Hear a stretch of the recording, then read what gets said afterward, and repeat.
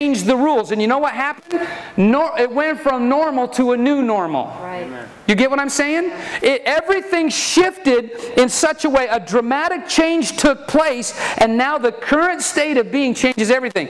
Andrew Bigwood can tell you that the shop that his dad owns in Wahpeton, North Dakota, has more business today because, my understanding is, you were pretty instrumental in that whole thing going, right?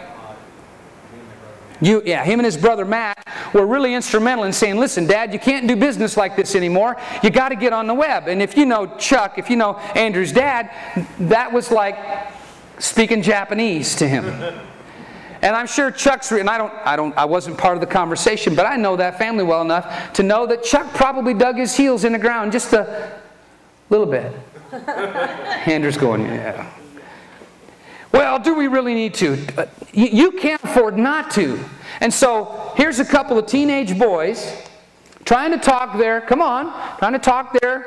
50-something-year-old dad into getting the business on the internet. And they did it. And guess what happened? They start having folks ship them business from all over the nation. In fact, it's probably not just the country. It's probably different places in the world, I'm assuming. Isn't that incredible? I mean, you got electric motors coming from China to be rewound in a mom-and-pop shop in Wahpeton, North Dakota. Well, first of all, where's Wahpeton, North Dakota? Right? But these folks are shipping stuff from China. Do you see what happened? It changed the face of business. You can't do it that way.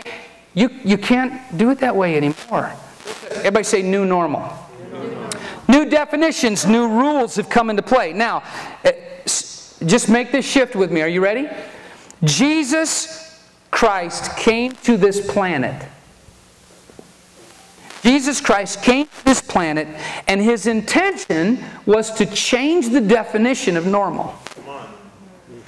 So we're not talking about economics now. We're not talking about cash flow. We're not talking about world global markets. We're talking about spiritual stuff.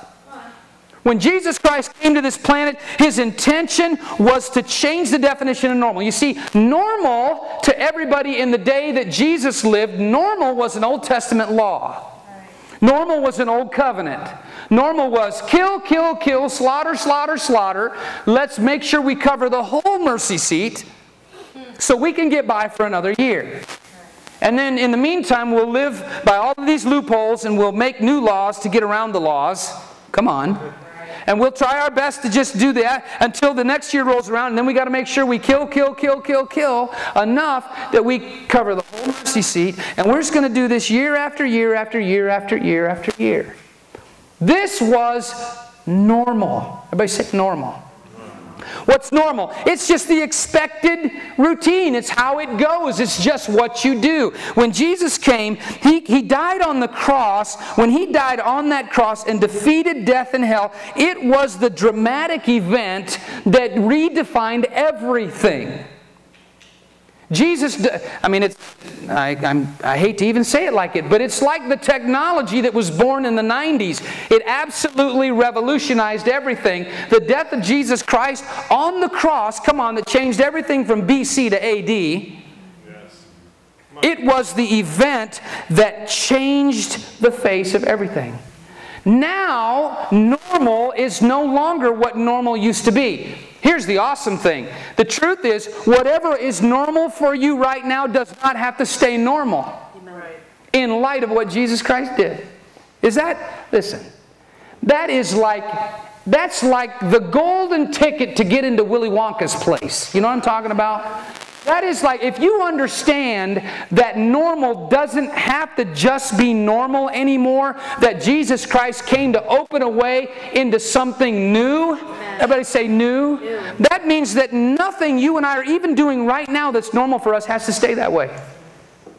It means that Jesus Christ did everything that needed to be done. Listen, you want to know something? In that old covenant, you know what was normal? Death was normal.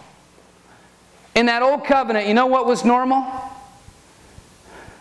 Come on. Just think about it. Condemnation was normal. Judgment was you could just go through all of those characteristics of that law, and all those things were just what people had to live with. And now we live in a day when it's not about, come on, condemnation, it's about grace. Now what's normal is grace. Now what's normal is love, acceptance, and forgiveness. Right. Hello? That's the new normal.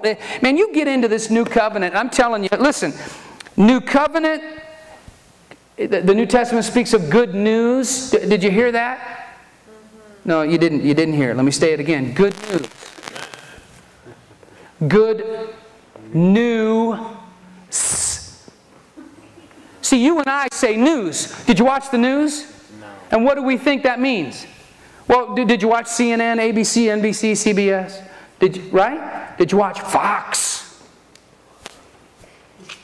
Fair and balanced. News. Just take the S off of it. What is it? News.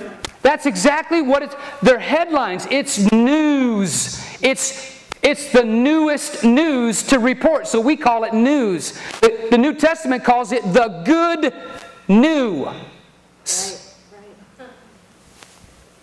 Right. I'd be honest with you, I never saw that before. I'm reading along going, wait a minute, wait. That's the good new. Just take the S off of it. What is this new covenant? It's the good new. It's not the good old. Right. It would be, come on. It was only the good old when the old existed. When you've got the new, it's now the good new. Right? So you can read about new covenant, good news, new life, new day, new teaching, new unity. These are all things mentioned in the New Testament. New command, new assignment, new friends, new city, new grace, new power, new country, a new way of looking at things, a new plan of action. It's all new. Everybody say new. Now listen to this. These are Paul's words in Romans 3 from the Message Bible. Imagine that. But in our time, something new has been added. Everybody say new. Did you hear? He said, in our time, something new has been added. What is, Paul is about to, he's about to pop the cork on the new normal.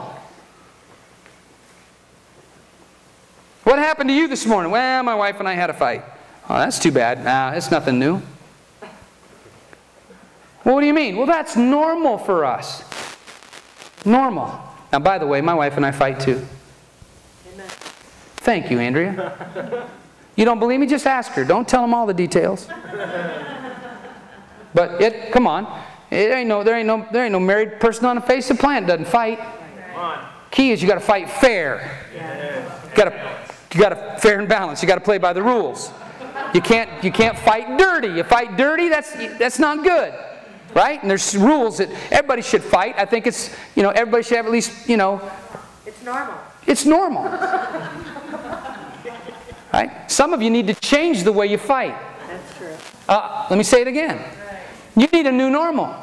Yeah. You need to change the way you fight. Well, what do you mean by that? Well, stop using words like you, and start using words like me and I. Yeah. Yes. You can still fight and talk about yourself. Yes. But I'll tell you, the outcome's altogether different. I said the outcome's altogether different. Well, we'll just get away from that topic. How about that? Amen. But in our time, something new has been added. Oh boy. What Moses and the prophets witnessed to all those years has happened. The God setting things right that we read about has become Jesus setting things right for us. Did you hear that? Is that good?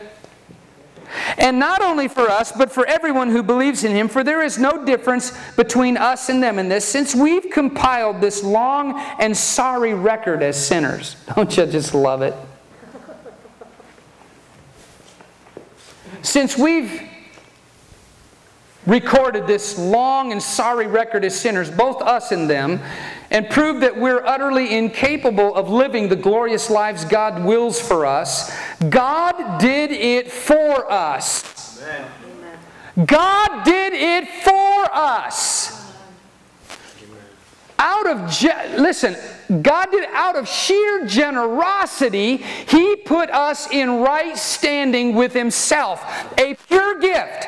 You had nothing to do with it. I know preachers tell you, you got to choose, but you couldn't choose if He didn't choose first. Right. You had nothing to do with this. You cannot lay claim, you cannot drive a stake in righteousness and claim any of it for